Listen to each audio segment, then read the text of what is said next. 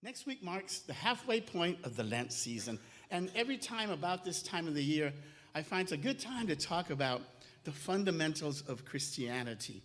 And by the fundamentals of Christianity, I am referring to that of the Master Jesus, and not of what has come to be known as contemporary Christianity.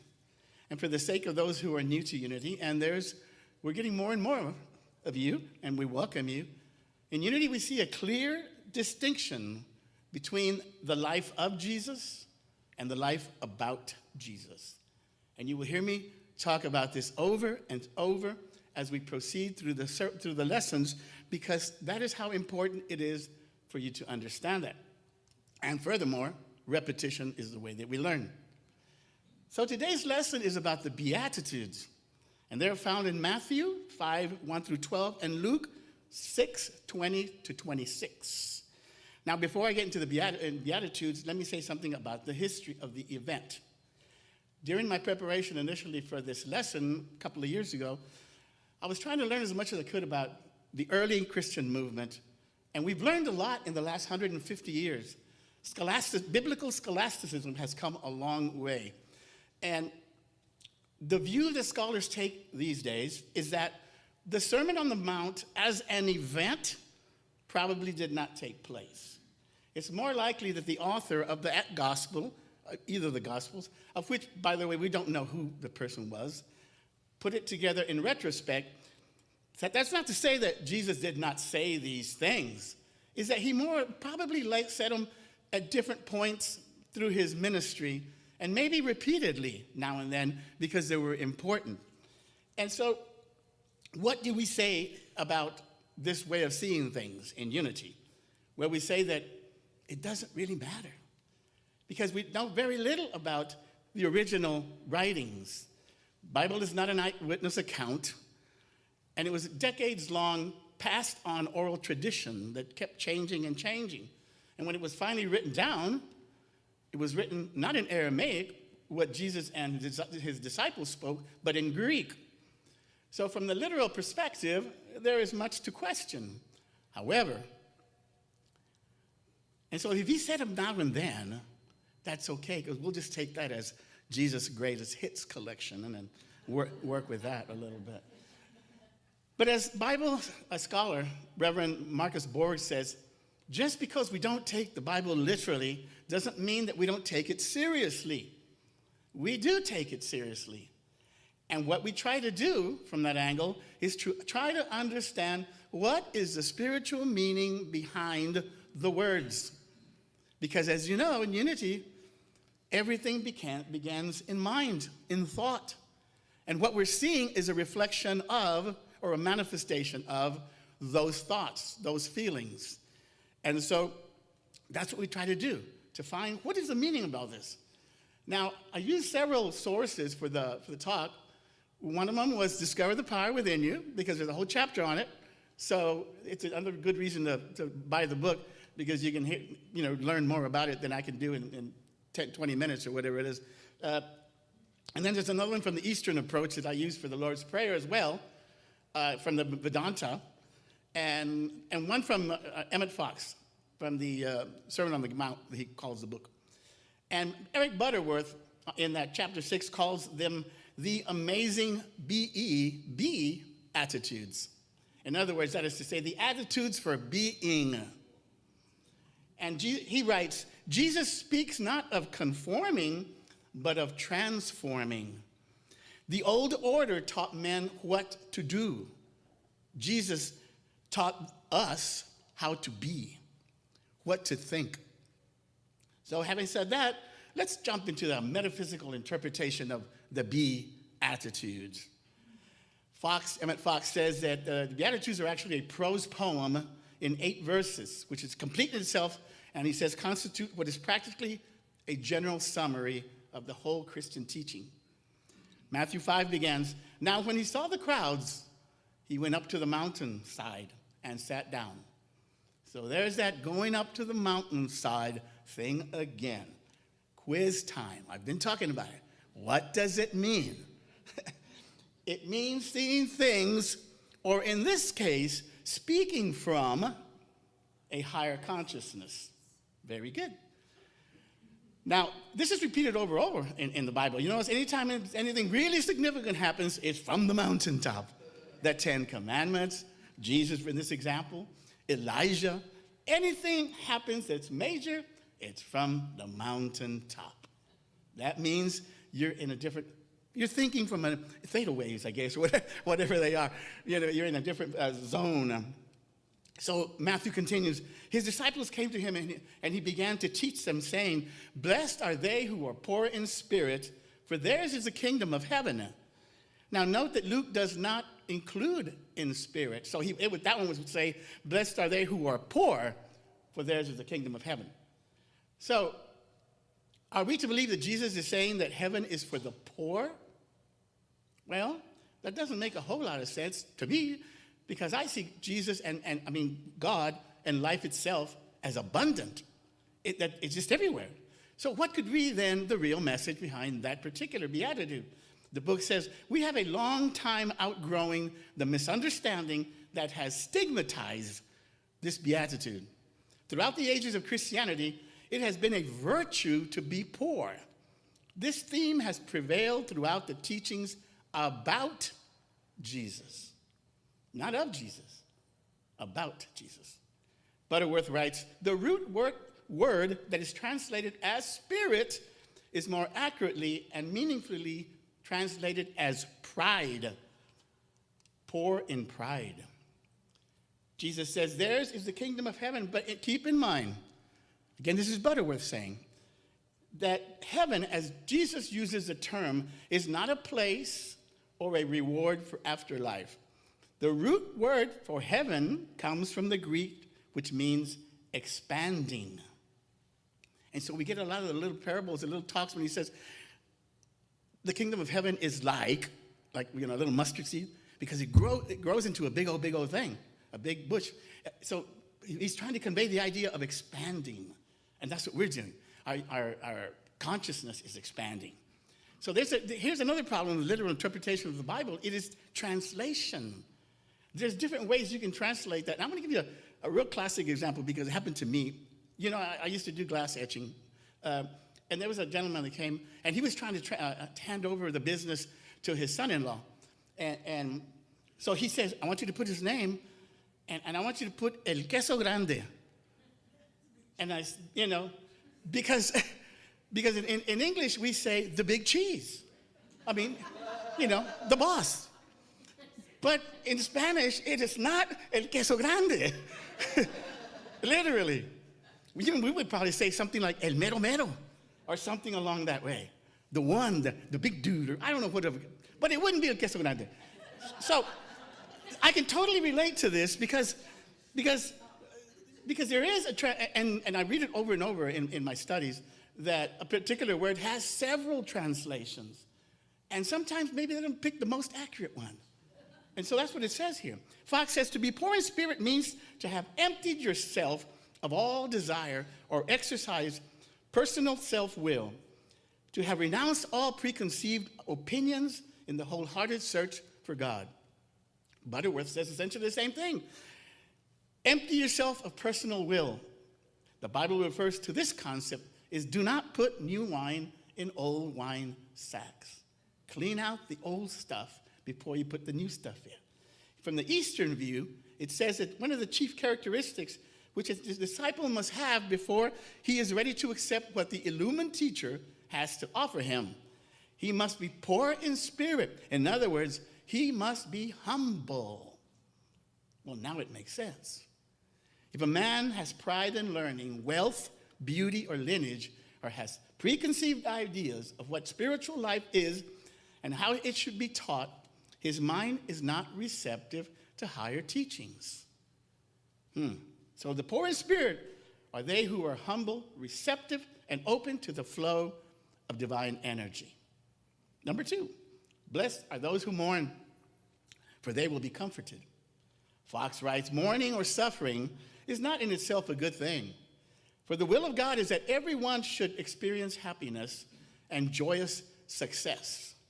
Nevertheless, trouble and suffering are often extremely useful for many people because they don't bother to learn the truth until driven so by sorrow or failure. We see this all the time. How many prisoners, criminals are born again in prison? And look at the prodigal son. When was he born again? When he was feeding the swine.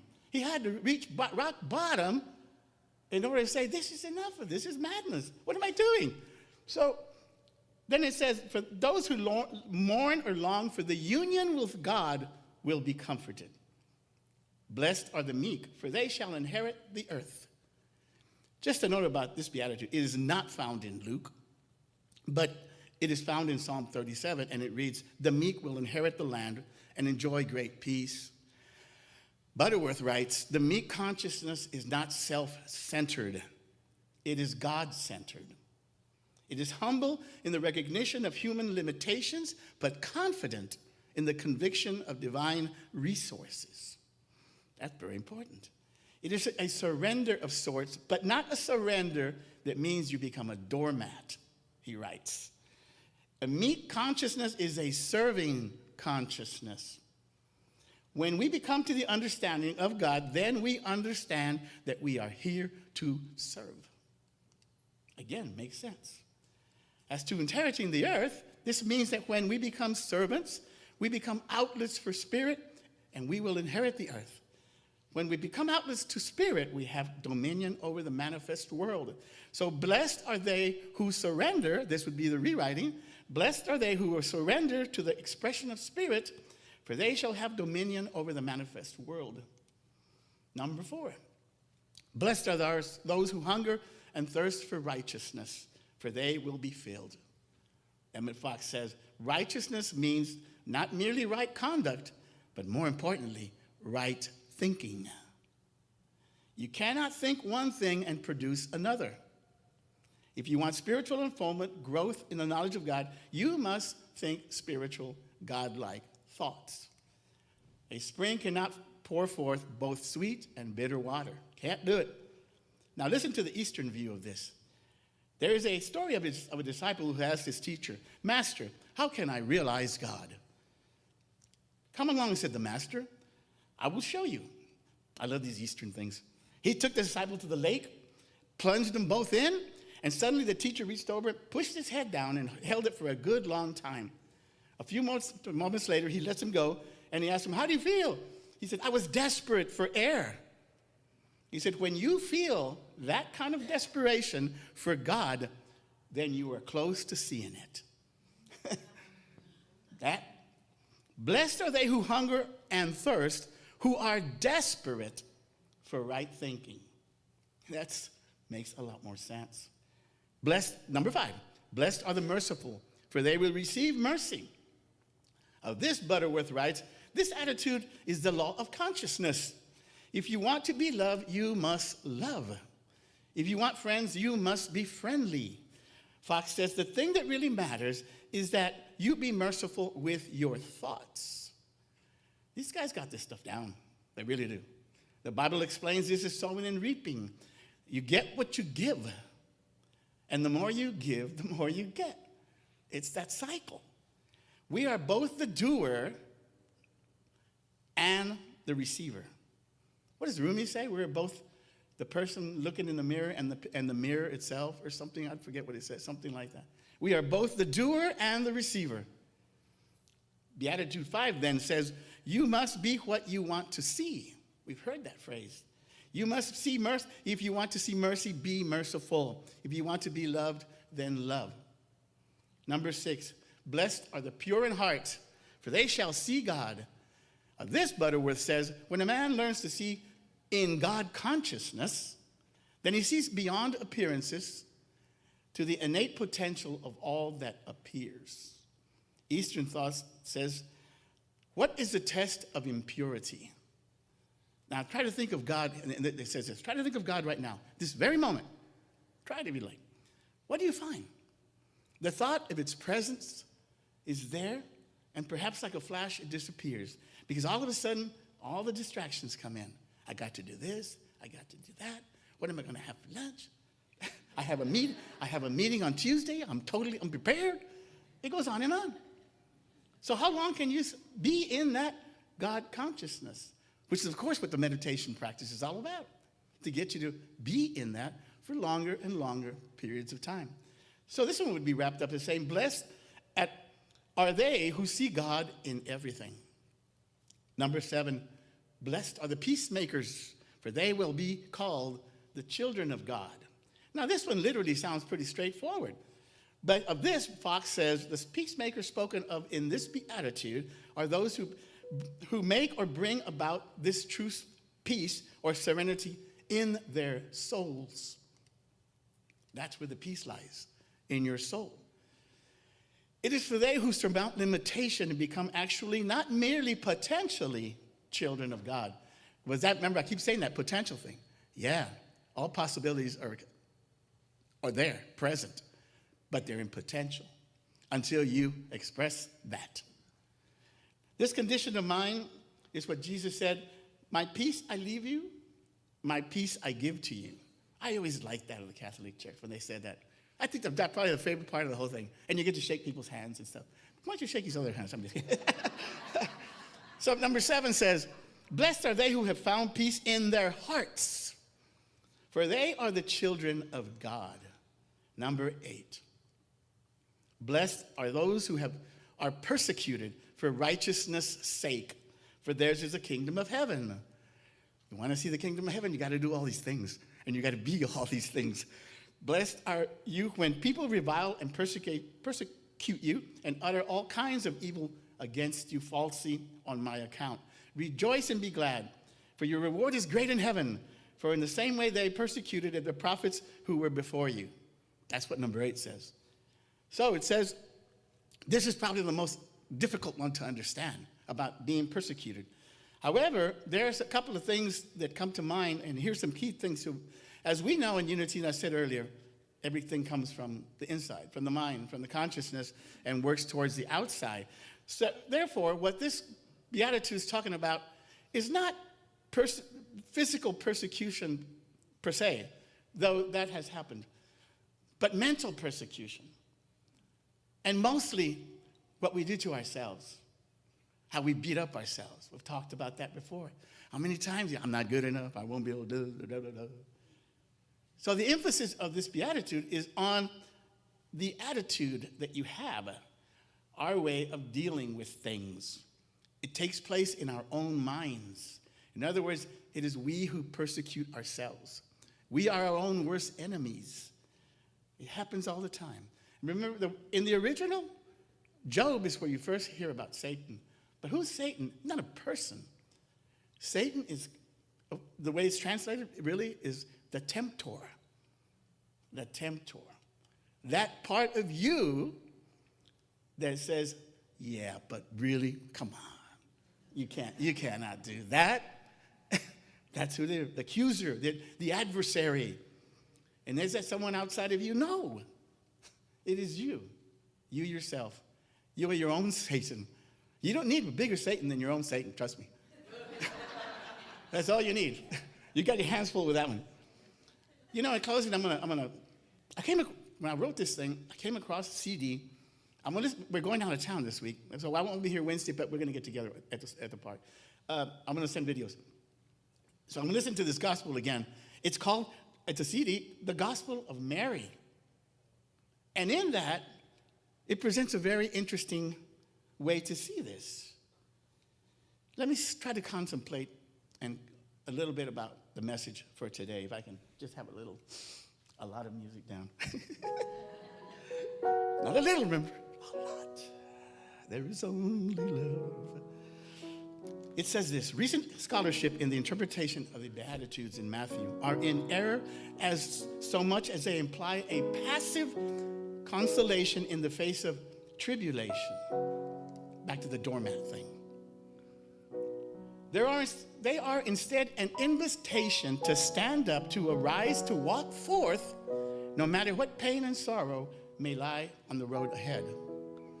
It further says, when we return to the original Semitic terms underlying the Greek translation of Jesus' words, we find that blessed should be replaced by walk forth, which restores the text dynamic qualities. Given this, and what I reinterpreted the Beatitudes, then we would get these Beatitudes. Walk forth those who are humble, receptive, and open to the flow of divine energy. Walk forth those who mourn or long for the union with God. Walk forth those who surrender to the expression of spirit, for they shall have dominion over the earth. Walk forth those who hunger and thirst for right thinking, for you cannot think one thing and produce another. Walk forth those who understand the law of consciousness. Be what you want to see. Walk forth those who see God in everything. Walk forth those who have found peace in their own hearts. Walk forth those who are able to subdue your mental persecutions. For those who can do all these things, I say to you, walk forth, my brothers and sisters, into exalted happiness, for yours is the kingdom of heaven. And so it is.